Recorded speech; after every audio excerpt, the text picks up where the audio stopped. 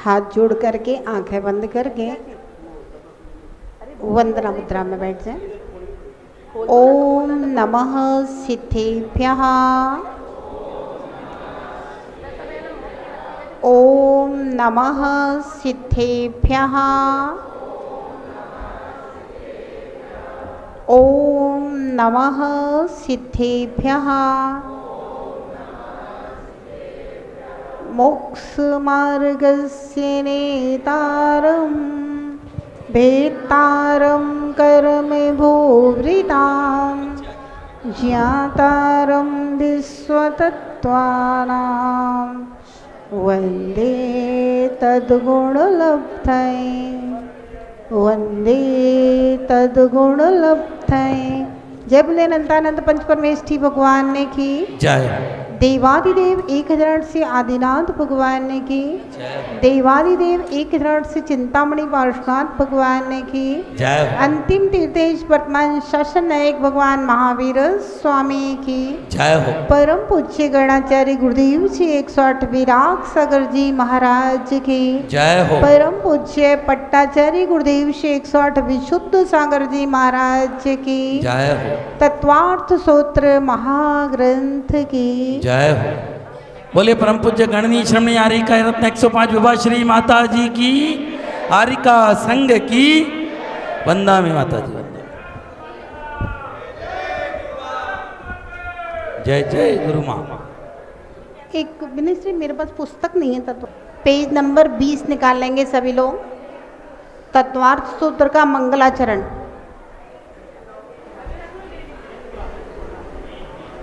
उच्चारण करना सीखेंगे।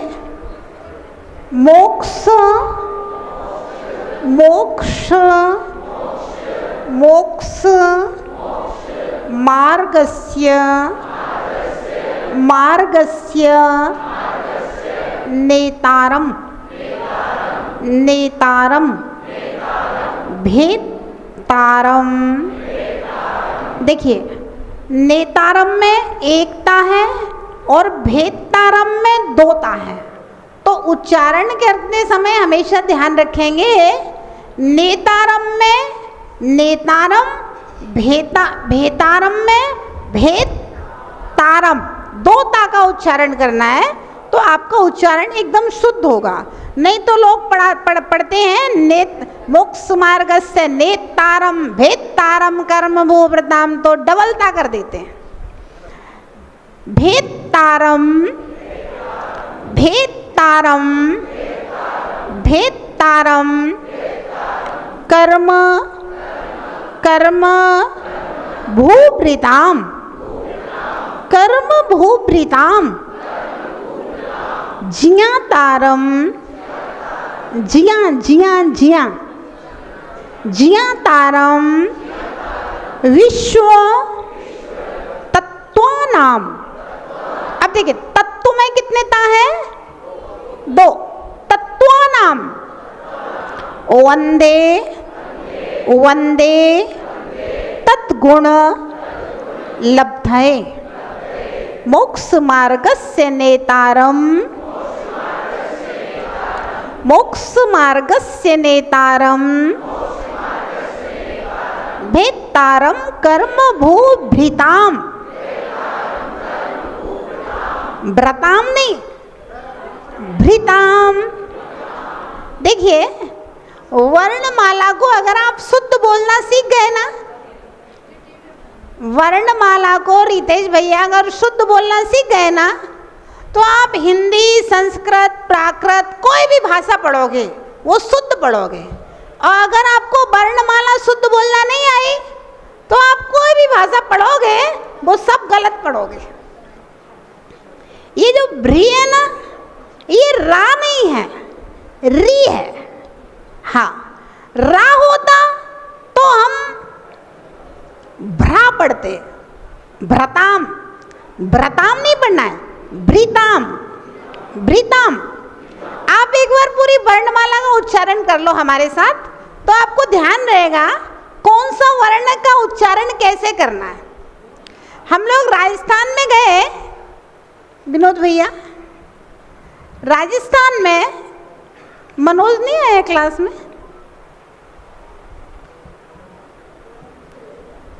है मुख्य मंगल स्थापन करता क्लास में नहीं आया अभी, गोल हो गया।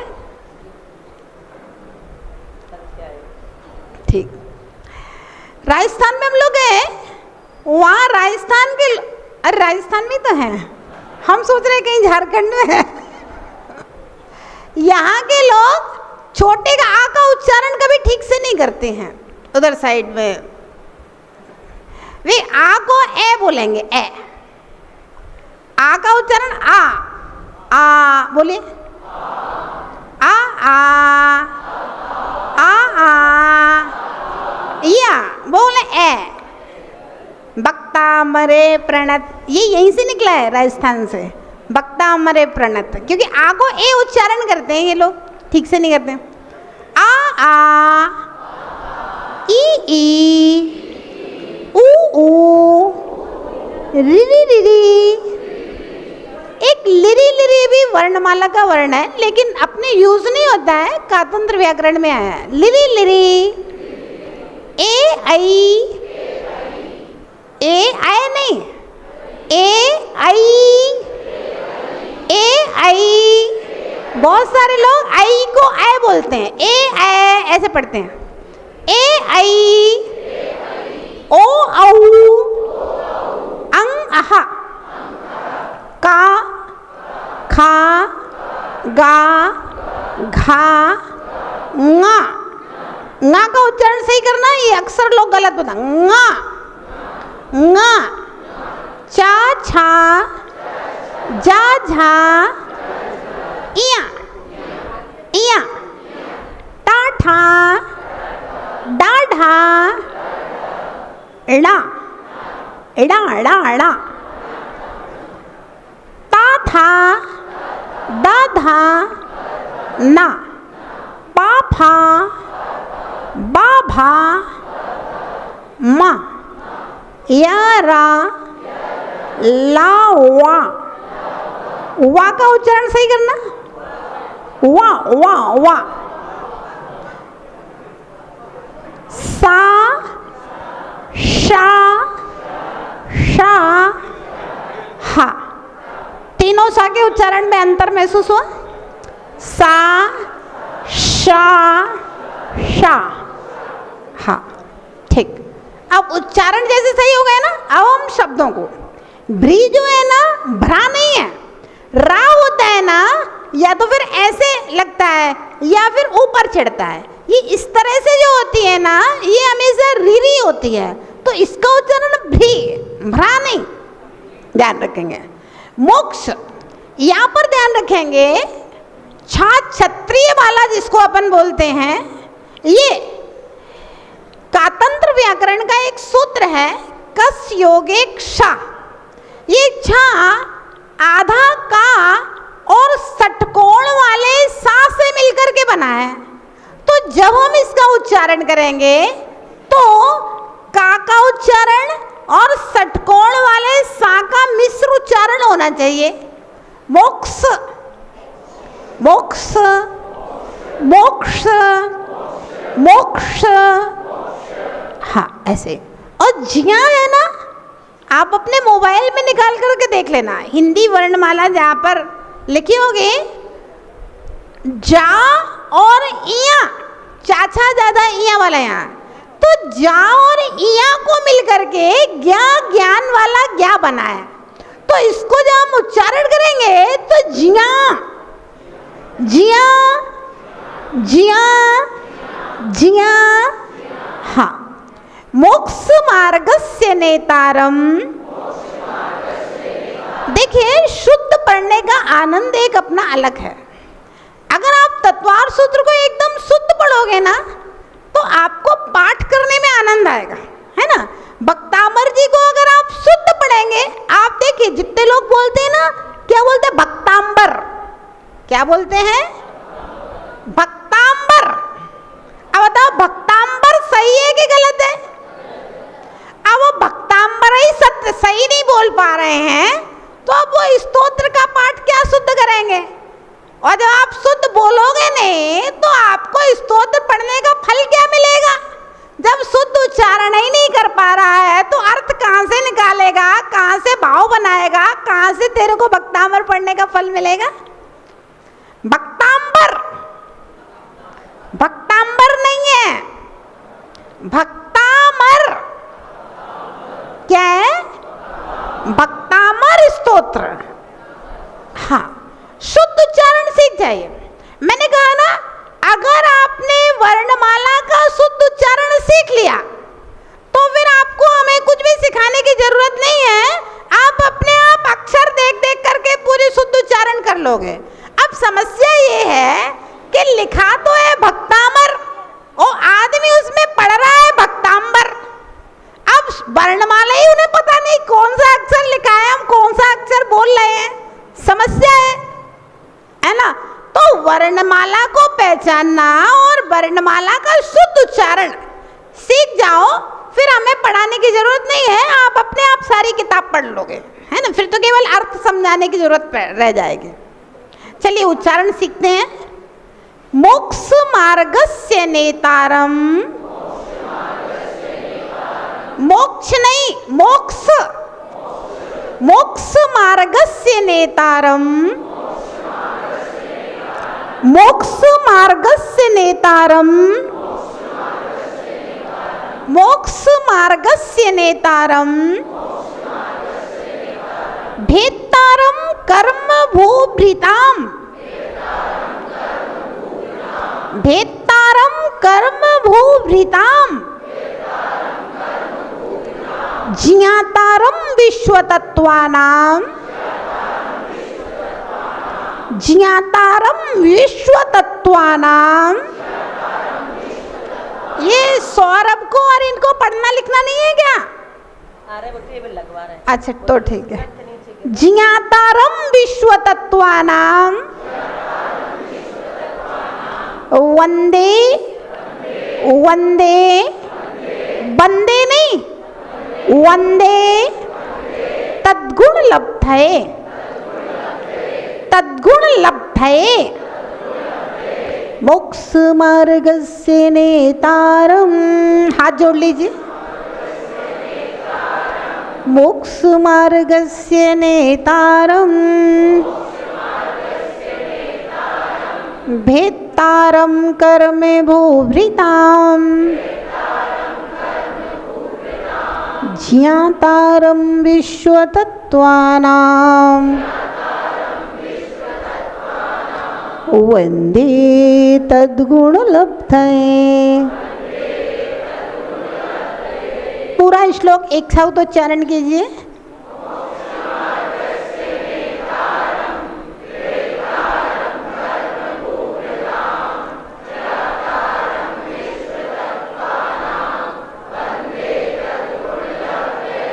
ठीक, विनोद जी खड़े होकर सुनाइए उच्चारण।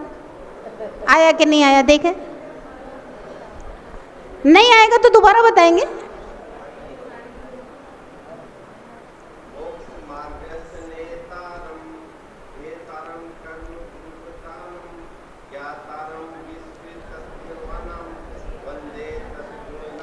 बहुत अच्छे, अच्छा प्रयास है। और अभी दोबारा उच्चारण सिखाएंगे। हाँ रितेश भैया सुनो।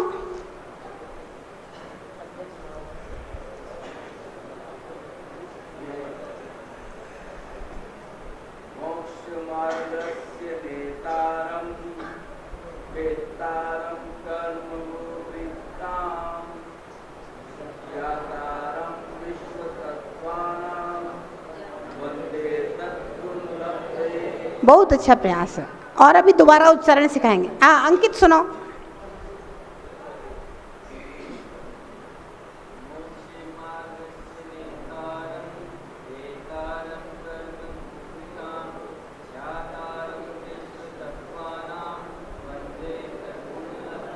बहुत अच्छा, अच्छा प्रयास। अब एक बार फिर से उच्चारण पे ध्यान दें।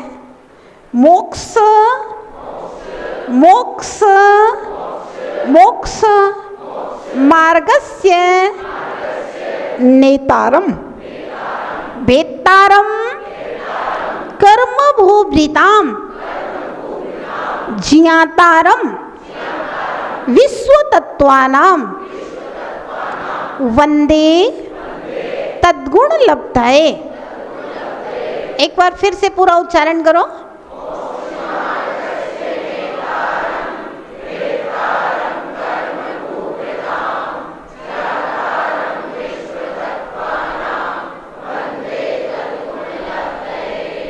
बहुत अच्छा। अब देखिए, किसी भी ग्रंथ को पढ़ने के पूर्व उस ग्रंथ के बारे में 6 बातों को जानना जरूरी होता है। ऐसा भगवान महावीर की वाणी में कहा गया है। आगम की यह पद्धति है। मंगल, निमित्त, हेतु, परिमाण, नाम और कर्ता। मंगल मंगल करना बहुत जरूरी है। मंगल क्यों किया जाता है? अपने इष्ट देवता का स्मरण, गुण स्तवन, नमस्कार आदि को मंगल कहते हैं। मंगल करने से नास्तिकता का परिहार होता है। सबसे पहला गुण जो है आस्तिक्य गुण कहा गया है। सम्यक दर्शन, सम्यक ज्ञान, सम्यक चारित्र। सम्यक दर्शन जो है ना, ये आस्तिक्य गुण है, आस्थावान, श्रद्धावान। कल हमने आपको एक ही बात बताई थी कि आप तत्वार्थ सूत्र पढ़ रहे हैं, आपकी श्रद्धा अरहंत परमेष्ठी तीर्थंकर देव के सर्वज्ञ गुण के प्रति है या नहीं? वीतराग देव के सर्वज्ञ गुण के प्रति आपकी आस्था है या नहीं? अगर वीतराग देव के सर्वज्ञ गुण के प्रति आपकी आस्था है तो इस वीतराग वाणी से आपको फायदा होगा। और अगर आस्था नहीं है तो आप पढ़ तो लेंगे लेकिन आपका हृदय उसको स्वीकार नहीं करेगा और आपको उसका फायदा नहीं हो पाए। तो इष्ट देव को हम स्मरण कर रहे हैं क्योंकि हमारे लिए जो जिनवाणी की प्राप्ति हुई है, इस तत्वार्थ सूत्र ग्रंथ की प्राप्ति हुई है, तो किससे हुई है? किससे हुई है? हाँ, उमा स्वामी महाराज से नहीं हुई है।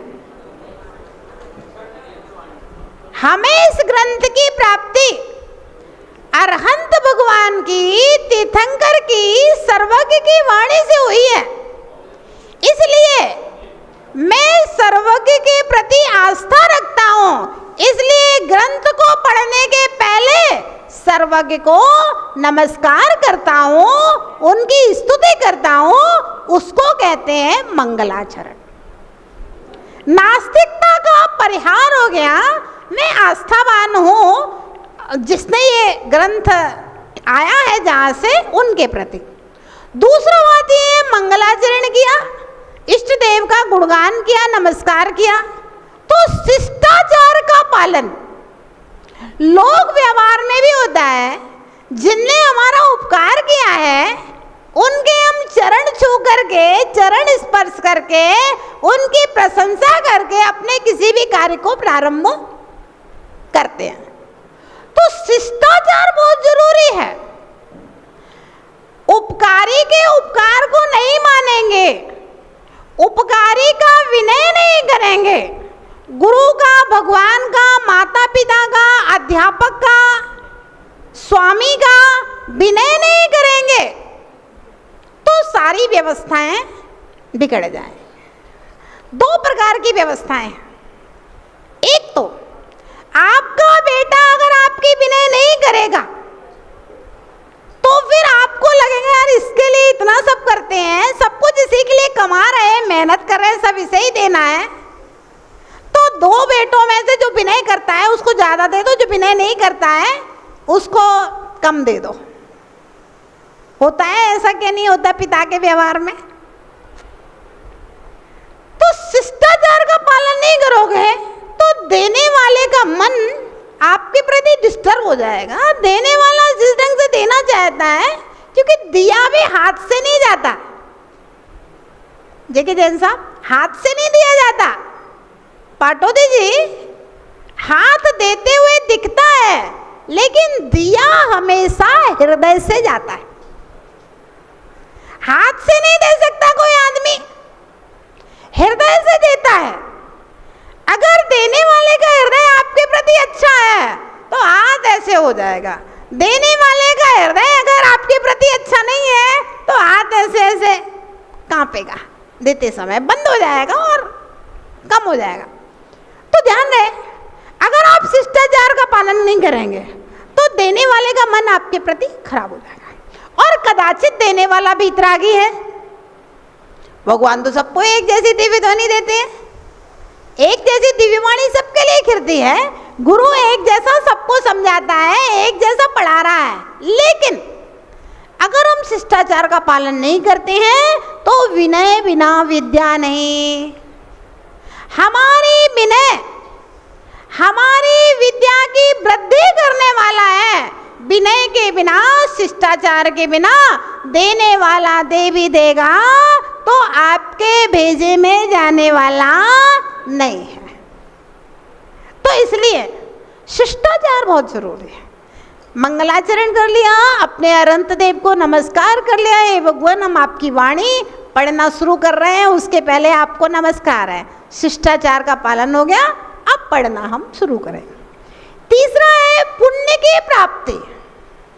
इतना ही नहीं, जब हम इष्ट देवता का स्मरण करते हैं, उन्हें नमस्कार करते हैं तो पुण्य की प्राप्ति होती है। और चौथी बात होती है विघ्नों का विनाश भी होता है। जब हम इष्ट देवता को नमस्कार करते हैं, कोई विघ्न बाधा आने वाली है तो क्या कहते हैं, भाई नमोकार का जाप कर लो। कोई परेशानी आ गई यार, नमोकार मंत्र पढ़ने लगो, कोई ना कोई समस्या का समाधान आपके दिमाग में कहाँ से आएगा पता नहीं। अब कोई समाधान करने वाला नहीं है, कोई बताने नहीं वाला नहीं, हम बिल्कुल अकेले पड़ गए, तो भाई नमोकार मंत्र पढ़ो, उसके प्रभाव से अपने आप आ जाएगा, विघ्न का विनाश हो जाएगा, बुद्धि सही दिशा में चलने लगेगी। विघ्न का विनाश भी होता है। इसलिए सबसे पहले मंगलाचरण करने की बात कही जाती है। मंगल निमित्त हेतु कौन निमित्त है उस ग्रंथ की रचना का? किसके निमित्त से लिखा जा रहा है? कोई पढ़ने वाला, सुनने वाला है या नहीं है? नहीं तो हम बोले जा रहे हैं दीवार के सामने, यहाँ कोई सुनने वाला नहीं है। ग्रंथ की रचना किसी न किसी के निमित्त से होती है। आज आप लोग यहाँ बैठे हो तो हम बोल पा रहे हैं। अगर आप लोग नहीं बैठो और खाली हॉल हो, हमसे कह दो क्लास पढ़ाने बैठ जाओ, हम नहीं बोल पाएंगे। निमित्त, एक निमित्त होता है। हेतु, उद्देश्य क्या है, लक्ष्य क्या है? इस ग्रंथ तत्वार्थ सूत्र का निमित्त जो है, एक द्वैपायक नाम का श्रावक कहा गया है। ऐसी अनुकृति है कि वह ब्राह्मण एक ग्रंथ की रचना करना चाहता था और उसने एक सूत्र बनाया और अपने घर के आंगन पर लिख दिया दीवार पर, दर्शन ज्ञान चारित्राणी मोक्ष मार्ग। किसी काम से बाहर गया था, उसके घर में आहार के निमित्त आचार्य उमा स्वामी महाराज पधारे और आहार करके जब आचार्य महाराज जाने लगे, उनकी नजर उस सूत्र के ऊपर पड़ी। देखा दर्शन ज्ञान चारित्राणी मोक्ष मार्गा, तो आचार्य महाराज को लगा ये सूत्र तो अधूरा है, इसको पूरा करना चाहिए।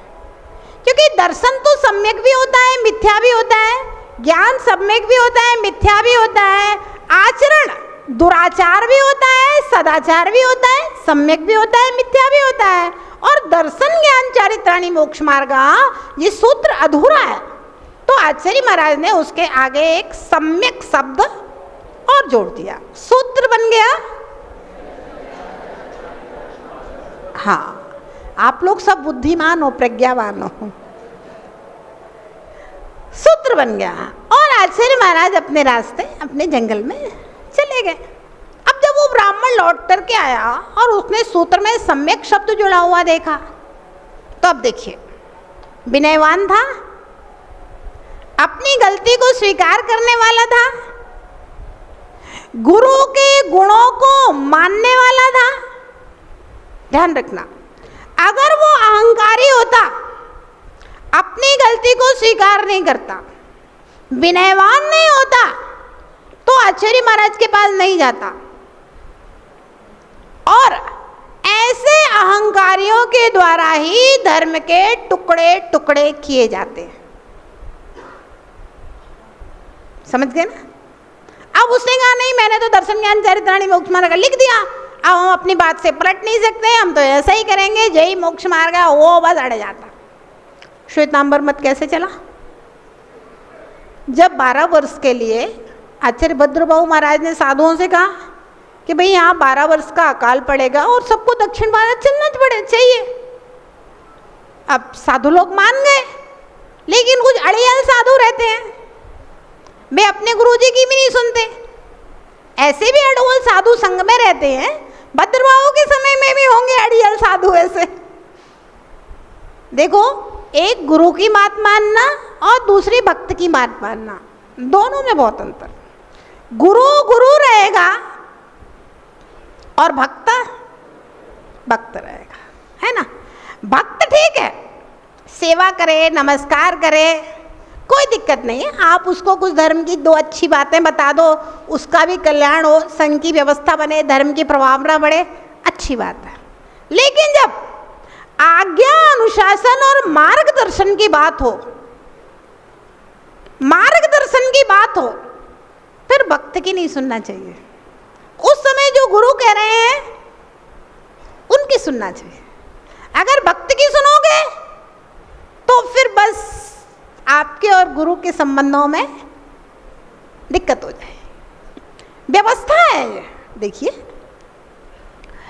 तो भद्रबाहु महाराज ने कहा चलो सभी लोग दक्षिण भारत चलो, क्योंकि यहाँ 12 वर्ष का अकाल पड़ेगा, और 12 वर्ष का अकाल पड़ेगा तो आहारचर्या मुश्किल हो जाएगी, और आहारचर्या मुश्किल हो जाएगी तो हम लोग चौथे काल के साधु तो है नहीं कोई भद्रवृषभ नाराज संगनन वाले कि बिना आहार के भी तपस्या करते रहेंगे। बाहुबली भगवान ने आहार ही नहीं किया, भरत चक्रवर्ती ने आहार ही नहीं किया केवल ज्ञान प्राप्त करके मोक्ष चले गए। आदिनाथ जैसे तो है नहीं है कि भैया साल भर तक आहार नहीं करें तो काम चल जाए। तो इसलिए चलो, अब कुछ साधु थे, उनके भक्तों ने कहा, बोले महाराज आप चले जाओगे तो हम लोग कैसे रहेंगे? बहुत सारे भक्त भी मोह करने लगते हैं, है ना? तो आप तो रुको, बहुत पैसा है हमारे पास, बहुत बड़े बड़े अन्न के भंडार बड़े हैं, 12 साल क्या 24 साल भी अकाल पड़ जाए फिर भी हम आपकी आहारचर्या कराते रहेंगे, कोई दिक्कत नहीं होगी। अब महाराज लोग तो भक्तों की बातों में आ गए और गुरुजी से बोले गुरुजी हम तो नहीं जाएंगे। भद्रबाहु महाराज ने समझाया, नहीं माने। अब साधु को कोई बांध नहीं सकता, उनके गुरुजी भी नहीं मान सकते। अगर साधु ना माने, अड़ जाए, स्त्री हट, राज हट, बाल हट, ऐसे ही शिष्य हट भी होती है। अगर शिष्य कोई अड़ जाए तो गुरु के सामने बड़ा संकट होता है। लोगों को लगता है कि महाराज कुछ बोलते नहीं है, माता जी कुछ बोलती नहीं है संघ के लोगों से, लेकिन समस्या है कि वो सुन नहीं रहे। अब बेचारे गुरुजी क्या करें, भगा तो सकते नहीं। अब नहीं माने शिष्य लोग उस समय के। अब भद्रबाहु स्वामी ने 12,000 साधुओं को लेकर के बिहार कर दिया और बाकी कुछ संतों के संग यहाँ पर रुक गए। यही उज्जैनी नगरी थी अपने पास वाली। अब हुआ ये अकाल पड़ा, अकाल पड़ा, त्राही त्राही, खाने की समस्या, सब भूखे फिर रहे। एक मुनि महाराज आहार करके आ रहे थे, सो एक भूखे आदमी ने पकड़ के उनको पेट चीर करके उनके पेट में से अनाज निकाल के खा लिया। वो मुनि की हत्या हो गई। अब श्रेष्ठी लोग, वही भक्त जिन्होंने रोका था, बोले आए महाराज व्यवस्था बड़ी गड़बड़ है। बोले क्या किया जाए?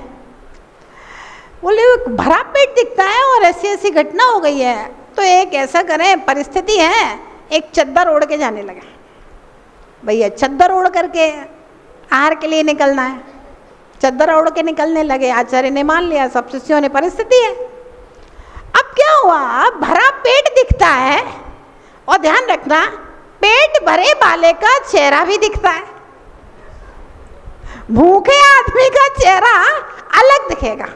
और खा पी के आया है, उसका चेहरा अलग दिखेगा, चेहरे पे मुस्कान दिखेगी, प्रसन्नता दिखेगी। और भूखे आदमी का चेहरा और उसकी आंखों के समझ में आ जाएगा। तो चद्दर ओढ़ के जाने लगे तब भी दिक्कत है, वो चेहरा दिख रहा है, खाए पी के आ रहे हैं एकदम से। तो बोले महाराज व्यवस्था गड़बड़ है, एक काम करें, आप हम लोगों के घर से भोजन ले आए और यहीं बैठ करके खा लें अपने स्थान पर।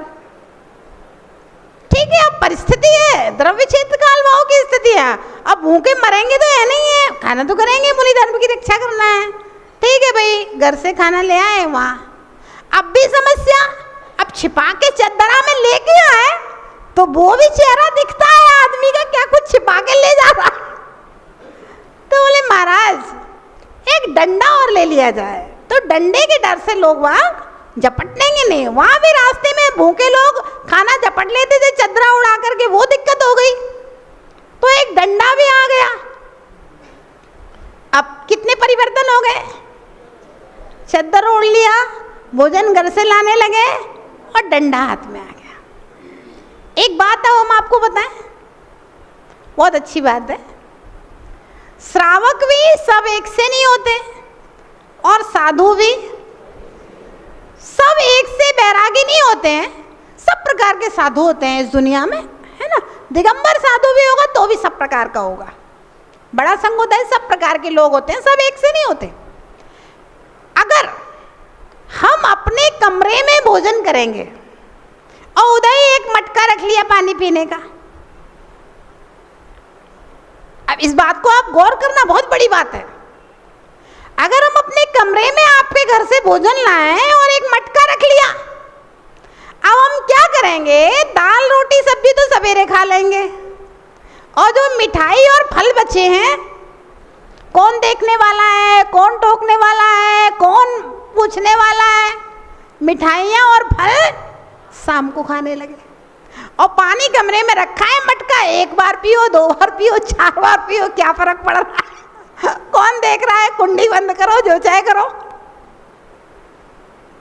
आहारचर्या बिगड़ गई। आज श्वेतांबरों में सुबह से शाम तक जितने 4 बार खाओ, कोई नियम धर्म नहीं है। और सुबह से लेकर शाम तक 20 बार पानी पियो, कोई नियम नहीं है। सूर्यास्त के बाद, सूर्यास्त के पहले के बाद बिगड़ गया, हिसाब किताब बिगड़ गया पूरा। ध्यान रखना, भगवान महावीर के निर्वाण के बाद 3000 वर्ष तक भी दिगंबर मुनियों की आहारचर्या सेम टू सेम बनी हुई है। जैसी महावीर की चर्या थी वैसे ही आचर्या बनी है। उसका कारण है कि भगवान महावीर ने मूलाचार में साधुओं को ऐसे नियमावली में कस दिया है, 32 अंतराय और 46 दोषों को टाल करके आहार करना है, जिस कारण से आज भी आहारचर्या वैसी बनी हुई है। और 18,000 वर्ष के साथ अंतिम मुनि वीरांगज होंगे, वे भी एक टाइम आहार करेंगे, उसी टाइम पानी पिएंगे और श्रावक के घर जाके ही आहार लेंगे। और पूरे 21,000 वर्ष तक ज्यों की त्यों चर्या बनी रहेगी, क्योंकि मूलाचार में आहारचर्या को एकदम कस दिया गया। कितनी बड़ी बात है। आज मुनि धर्म की रक्षा का कारण क्या है? शिष्टाचार के पालन की बात कर रहे थे हम। काय की बात कर रहे थे? शिष्टाचार के पालन की बात कर रहे थे। नहीं, हेतु की चर्चा चल रही थी, कहानी सुना रहे थे हम। हाँ, कि वो शिष्य जो था अहंकारी नहीं था। ब्राह्मण अहंकारी होता तो वो तो कहता दर्शन ज्ञान चारित्राणी मोक्ष मार्ग लिख दिया है, यही है। अहंकारी नहीं था, विनयवान था। तो उसने कहा, माँ यहाँ कोई आया था क्या? बोले और तो कोई नहीं आया, आचार्य महाराज आहार के लिए आए थे। समझ गया कि ये काम आचार्य श्री का ही है। और यहाँ से जाता है और आचार्य महाराज के चरणों में बैठ करके कहता है कि भगवान, आत्मा का हित क्या है और मैंने जो सूत्र बनाया था, एक सूत्र को जब मैं शुद्ध नहीं बना सका तो मैं ग्रंथ क्या लिखूंगा।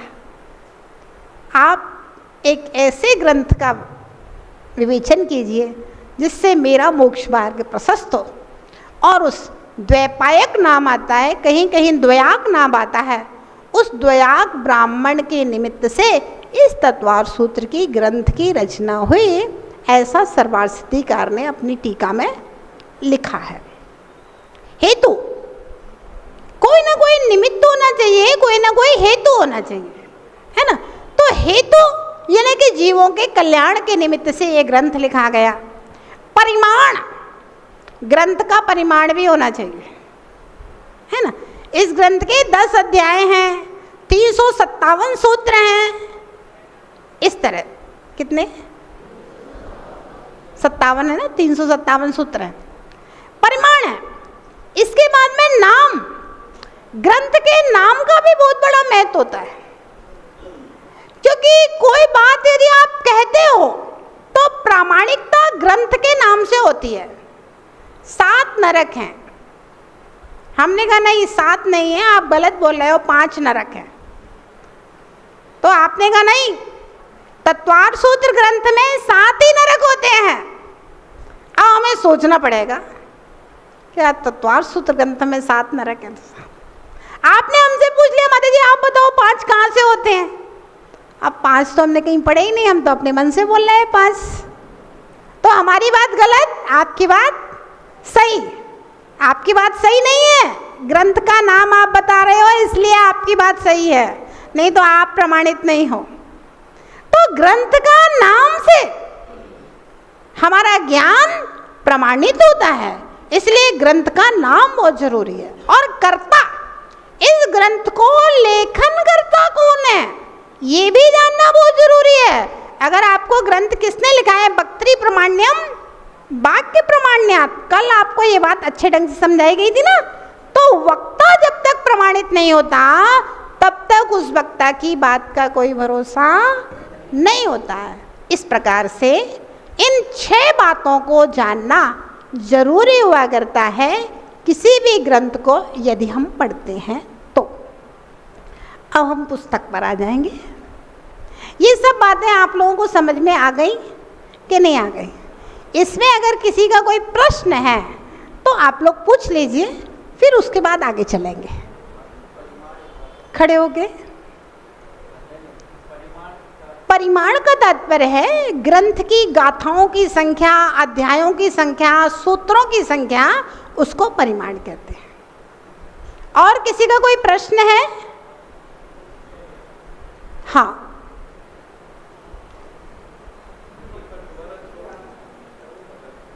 भैया पुस्तक में लिखे हुए हैं पेज नंबर 20 के ऊपर, मंगल निमित्त हेतु परिणाम नाम और कर्ता, है ना, पूरे लिखे हुए हैं। और इन्हीं का व्याख्यान आगे अभी हम करेंगे। अभी हमने अपनी भाषा में शॉर्ट रूप में समझाया है, इन्हीं को अब किताब में पढ़ेंगे। हाँ,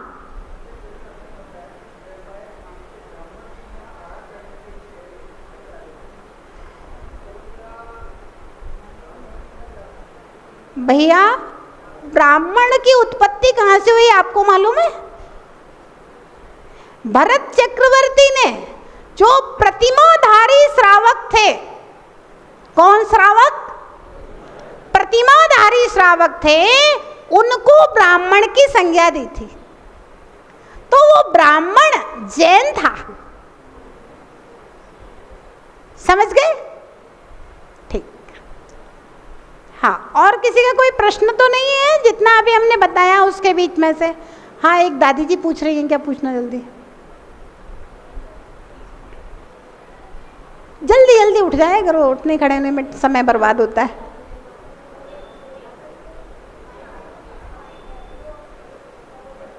सुनाई नहीं पड़ रहा है? इनके पास माइक जा रहा है, तब तक किसी दूसरे की कोई शंका हो तो उसका समाधान कर देते हैं। आपने बताया कि वो तो बाहर गए थे, वहाँ पे उनकी मम्मी थी, तो क्या मुनिराज ने अकेली मम्मी से आहार ले लिया था क्या? भाई मम्मी होंगी, उनकी धर्मपत्नी होगी और बच्ची होंगी। अच्छा, अच्छा।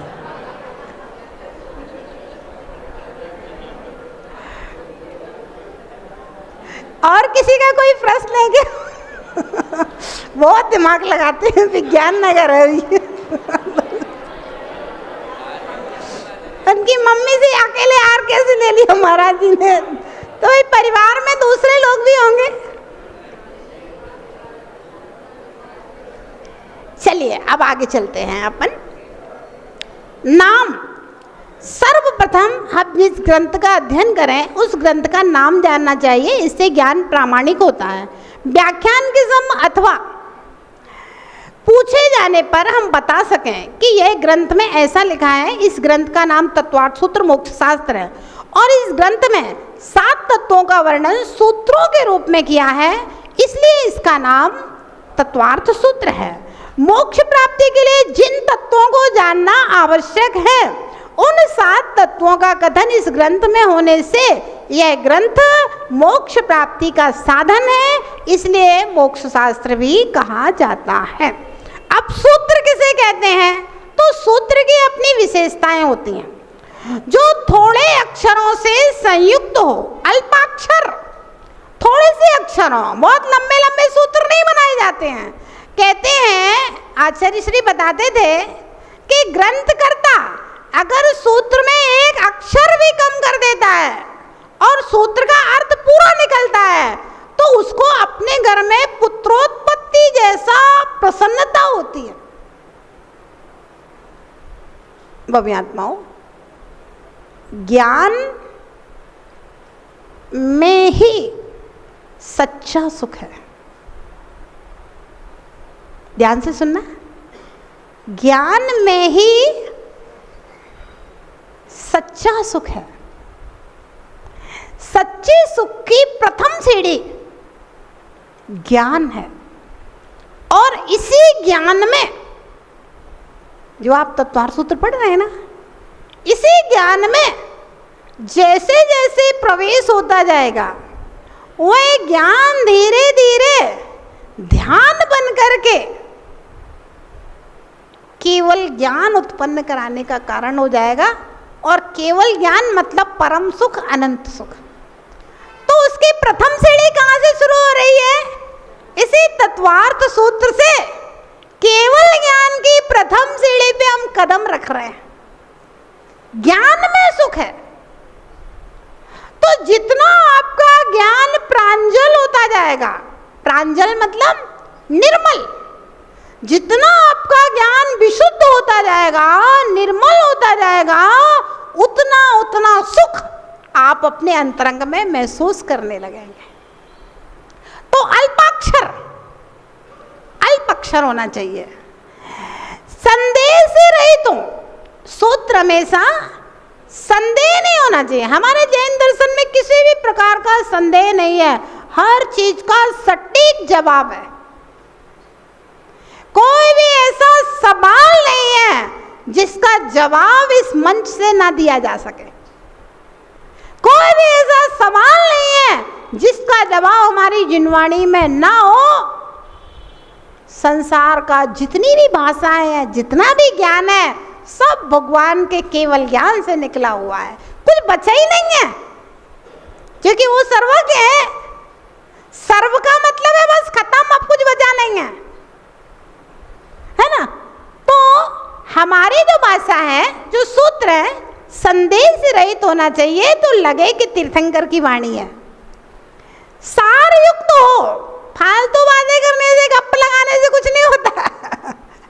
बात करने बैठो तो उसका कोई ना कोई मतलब होना चाहिए।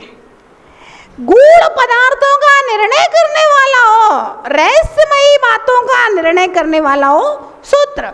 निर्दोष हो, युक्ति से युक्त हो, यथार्थ हो, उसे ही पंडित लोग सूत्र कहते हैं। ऐसा धवला पुस्तक एक में गाथा आई है। अथवा अतीव संक्षिप्त कथन को सूत्र कहते हैं। बहुत छोटे से में अपनी बात कह देना, उसको सूत्र कहते हैं। अब दूसरा नंबर आता है कर्ता का विवेचन दिया है।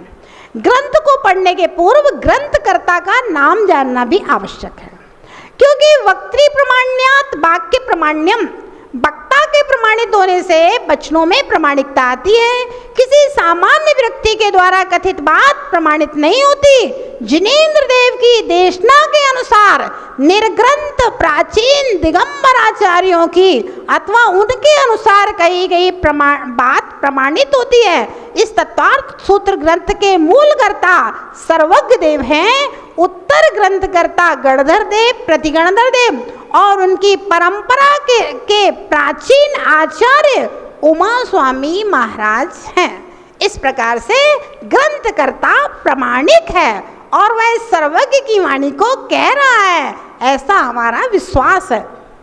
निमित्त इस यह ग्रंथ उस द्वैपायक सिद्ध है अथवा द्वयाक ब्राह्मण के निमित्त अथवा भव्य जीवों के निमित्त से लिखा गया है। मंगल अपने इष्ट देवता के स्मरण, गुण स्तवन, नमस्कार आदि को मंगल कहते हैं। यह मंगल कर्म रूपी पाप मलों को गलाता है, विनष्ट करता है, घातता है, दयन करता है, हनन करता है, शुद्ध करता है, विध्वंस करता है, इसलिए इसे मंगल कहा गया है। ऐसा यति वृषभ स्वामी ने तिलोय पंडिती ग्रंथ में लिखा है। यह मंगल मंग को अर्थात सुख को, पुण्य को लाता है, इसलिए भी इसे मंगल समझना चाहिए। इसी मंगल के द्वारा ग्रंथकर्ता अपने कार्य की सिद्धि पर पहुंच जाता है। मंगल का महत्व, जिन भगवान के नाम के ग्रहण करने से विघ्न विनाश हो जाते हैं, पाप खंडित होते हैं, दुष्ट देवता लांग नहीं सकते, किसी प्रकार का उपद्रव नहीं करते, इष्ट अर्थ की प्राप्ति होती है, ऐसा तिलोय पंडिती ग्रंथ में यति वृषभ महाराज के द्वारा लिखा गया है। शास्त्र के आदि, मध्य और अंत में किया गया मंगल, जिन स्तोत्र रूप मंगल उच्चारण संपूर्ण विघ्नों को उसी प्रकार नष्ट कर देता है जिस प्रकार से सूर्य अंधकार को, यह भी तिलोय पंडिती ग्रंथ में यति वृषभ स्वामी के द्वारा कहा गया है।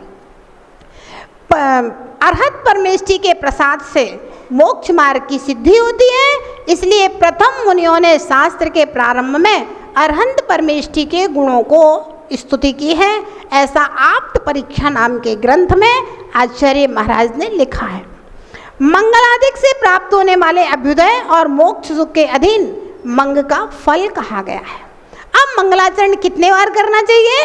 तो शास्त्र के 3 बार मंगलाचरण करना चाहिए, आदि में, मध्य में और अंत में। अब आदि में मंगल करने का क्या फल होता है? तो कहा आदि में मंगल करने से शिष्य शास्त्र के पारगामी होते हैं, मध्य में मंगल करने से निर्विघ्न विद्या की प्राप्ति होती है और अंत में मंगल करने से विद्या के फल की प्राप्ति होती है। अभी हमने जो आपको बताया था वही बात पुनः, नास्तिकता का परिहार, सभ्य पुरुषों के आचरण का पालन, पुण्य की प्राप्ति और विघ्न का विनाश, ये 4 लाभों के लिए शास्त्र के प्रारंभ में देवता की स्तुति की जाती है। अब मंगल करने से क्या होता है? मंगल करने से श्रोता और वक्ता क्रम से आरोग्यता को, निर्विघ्न रूप से विद्या को और विद्या के फल को प्राप्त करता है। ये मंगल की विशेषताएं कही गई हैं। अब हम चलेंगे तत्वार्थ सूत्र के मंगलाचरण की ओर, जिसको अभी हमने किया है। एक बार हम पहले आपको इसका अर्थ बताएंगे, उसके बाद उसकी विशेषता देखेंगे। मोक्ष मार्गस्य नेतारम, अर्थात जो मोक्ष मार्ग के नेता है, कर्म वेत्तारम कर्म भूवृताम, जिन्होंने कर्म रूपी पर्वतों को भेदन कर दिया है, ज्ञातारम विश्व तत्वानाम, और विश्व के संपूर्ण तत्वों की भूत भविष्य वर्तमान की अनंत पर्यायों को जान लिया है। वंदे, मैं वंदना करता हूं, किस लिए? तद गुण लब्ध है। हे भगवान, आपके गुणों की प्राप्ति मुझे भी हो जाए, अर्थात मैं भी मोक्ष मार्ग का नेता बन जाऊं, मैं भी कर्म रूपी पर्वतों का भेदन करता हो जाऊं और मैं भी सर्वज्ञ हो जाऊं, इसलिए आपको नमस्कार करता हूं। अब देखिए जैन आगम की कितनी सुंदर विधा है। दुनिया के सभी संप्रदाय भक्त रहेगा और भगवान भगवान। लेकिन जैन दर्शन वंदे तद्गुण लब्धे, इसलिए वंदना कर रहे हैं कि हम भगवान बन जाए। हम भगवान के अंश नहीं, हम परमात्मा के अंश नहीं, हम बीज रूप में संपूर्ण परमात्मा है। और जब वह बीज त्याग और तपस्या करके फलित होता है तो वह परमात्मा के रूप में प्रकट हो जाता है। अब बताओ क्या चाहिए तुम्हें धर्म से? यहाँ तो भगवान बनाने की बात कह दी है ललित भैया, भगवान बनाने की बात कह दी है मनोज भैया। और क्या चाहिए? आ गए वापस। तो वंदे तद्गुण लब्धे, आप जब भी भगवान के दर्शन करते हो, रोज की बात कर रहे हैं हम, पूरा मंगलाचरण याद नहीं हो कोई बात नहीं, इस पंक्ति को जरूर याद कर लो, इस टुकड़े को जरूर याद कर लो, एक पद को याद कर लो। ये कि जैन साहब बंदे तद्गुण लब्धे, जितने बार आप भगवान को नमस्कार करो, दर्शन करो, मुंह से बोलना बंदे तद्गुण लब्धे। हे भगवान, भगवान बनने के लिए मैं आपको प्रणाम कर रहा हूँ। हे भगवान, भगवान बनने के लिए आपको प्रणाम कर रहा हूँ। निश्चित रूप से जिस मंत्र को बार बार जपा जाता है, मंत्र सिद्ध हो जाता है, जिस भावना को बार बार भाया जाता है, भावना पूरी हो जाती है। माता पिता के सामने बच्चा बार बार कोई बात कहे तो माता पिता क्या कहते हैं? ठीक। और तीन लोक के स्वामी के सामने हम बार बार कहेंगे बंदे तद्गुण लब्धे, बंदे तद्गुण लब्धे, तो ध्यान रखना तुम्हारी भावना पूरी जरूर हो जाएगी। तो बंदे तद्गुण लब्धे, सबसे पहला ये सूत्र याद कर लो अपने जीवन के लिए, तत्वार्थ सूत्र का सूत्र है। और कुछ ध्यान ना रहे, अगर आप बंदे तद्गुण लब्धे ही बोलोगे तो आदमी कहेगा यार ये तो तत्वार्थ सूत्र के सूत्र से बोल रहा है, तत्वार्थ सूत्र पढ़ा है, ज्ञानी है, ये तो विद्वान है, प्रज्ञावान है। आगे चले, ये जो मंगलाचरण है, अब इसके बारे में जानिए, इसका क्या महत्व है। इस मंगलाचरण के ऊपर आचार्य समंत्रभद्र महाराज ने 115 श्लोकों का देवागम स्तोत्र ग्रंथ की रचना की। इसी मंगलाचरण के ऊपर आचार्य अकलंक स्वामी ने अष्टसती नाम के 800 श्लोकों के ग्रंथ की रचना की। इसी मंगलाचरण के ऊपर आचार्य विद्यानंद स्वामी ने 8000 श्लोक प्रमाण अष्टसहस्त्री नाम के न्याय ग्रंथ की महान रचना की। इतना बड़ा इस मंगलाचरण का महत्व है, आप कल्पना कर सकते हैं? एक मंगलाचरण के ऊपर 8000 श्लोक रच दिए।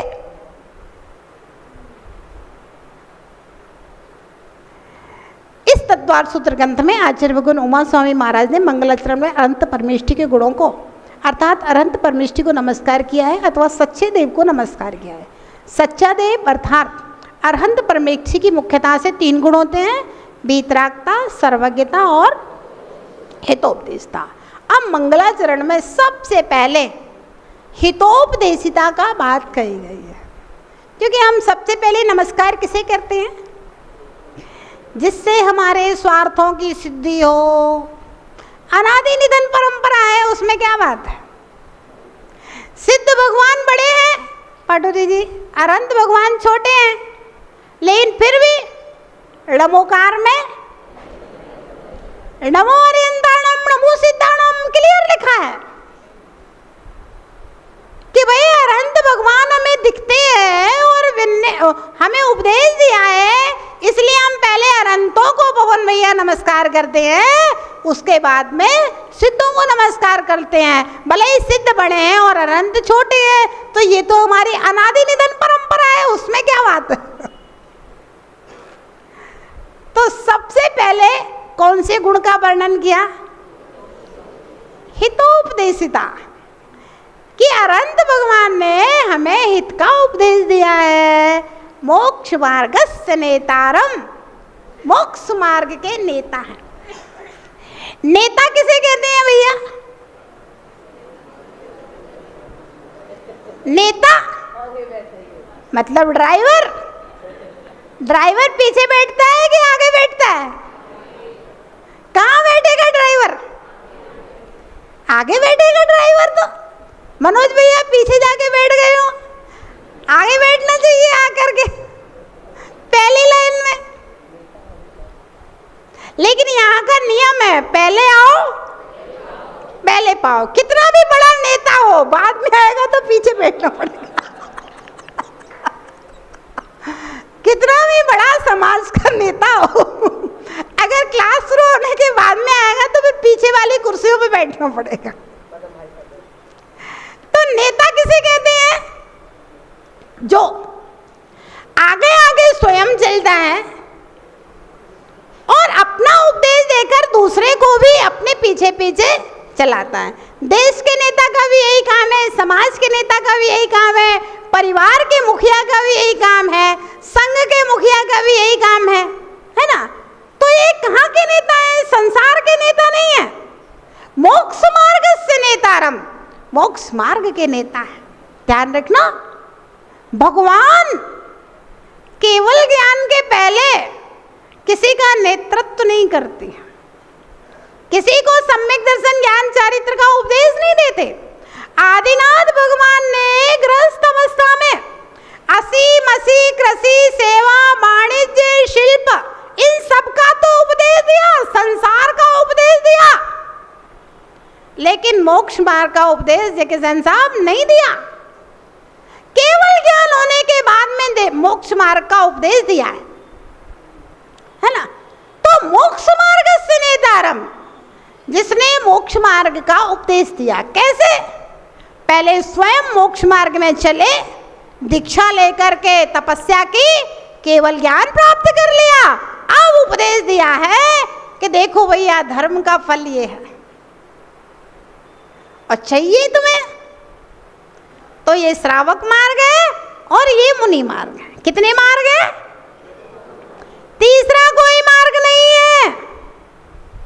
श्रावक धर्म और मुनि धर्म, और उसमें भी दोनों धर्मों में आचरण की अपेक्षा से अंतर है, लेकिन लक्ष्य में सम्यक दर्शन, सम्यक ज्ञान, सम्यक चारित्र।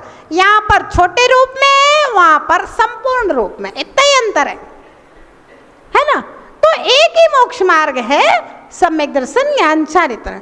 तो जो मोक्ष मार्ग के नेता हैं, जिन्होंने रत्नत्रय का पालन करके केवल ज्ञान प्राप्त किया और हम सबके लिए उपदेश दिया, यथार्थ हितोपदेशी हैं, पहला गुण। दूसरा, मंगलाचरण में वीतरागता, भेदतारम कर्म पूर्णम, कर्म रूपी पर्वतों के भेदन करता है। यहाँ कर्म वीतरागता में पर्वतों के समान बाधक होते हैं। कर्मों में पर्वतों का इसलिए आरोपण किया है, मोहिनी कर्म का क्षय होते ही ज्ञानावरण, दर्शनावरण और अंतराय कर्म क्षय हो जाते हैं और 18 दोष दूर हो जाते हैं। उससे भगवान में वीतरागता प्रकट हो जाती है। वेत्तारम कर्म विवर्ताम, अर्थात जो वीतरागी है, जिनमें न राग है न द्वेष। 9:02 हो गए, क्योंकि हमने घड़ी नहीं देख पाई। आगे हम लोग कल देखेंगे। विनिश्चित करिए, इसको पूरा करा दो, थोड़ा सा रह गया है। ज्ञातारम विश्व तत्वानाम, विश्व के समस्त तत्वों को जानने वाले हैं। यह पद सर्वज्ञता गुण का वाचक है। इस प्रकार मंगलाचरण में वीतरागता, सर्वज्ञता, हितोपदेशता गुणों के माध्यम से तीनों कालों के समस्त अरहंतों को नमस्कार किया गया है। नमस्कार का प्रयोजन अंतिम पद में कहा है, उनके गुणों की प्राप्ति के लिए, अर्थात वीतरागता, सर्वज्ञता, हितोपदेशता गुणों की प्राप्ति के लिए नमस्कार किया है। हेतु मोक्ष की प्राप्ति के लिए अथवा भक्त जीवों के कल्याण के लिए ग्रंथ की रचना की गई है। और परिमाण आचार्य उमा स्वामी महाराज के इस ग्रंथ में 10 अध्याय हैं। प्रथम 4 अध्यायों में जीव तत्व का वर्णन करने वाले 33, 53, 39, 42 सूत्र हैं। 5वें अध्याय में अजीब तत्व का वर्णन करने वाले 42 सूत्र हैं। 6, 7वें अध्याय में आश्रप तत्व का वर्णन करने वाले 27 और 39 सूत्र हैं। और 8वें अध्याय में बंध तत्व का वर्णन करने वाले 26 सूत्र हैं। 9वें अध्याय में संबर और निर्जरा तत्व का वर्णन करने वाले 47 सूत्र हैं। 10वें अध्याय में मोक्ष तत्व का वर्णन करने वाले 9 सूत्र हैं। इस प्रकार 10 अध्यायों में 7 तत्वों का वर्णन करने वाले 357 सूत्र हैं। आगे हम लोग कल देखेंगे।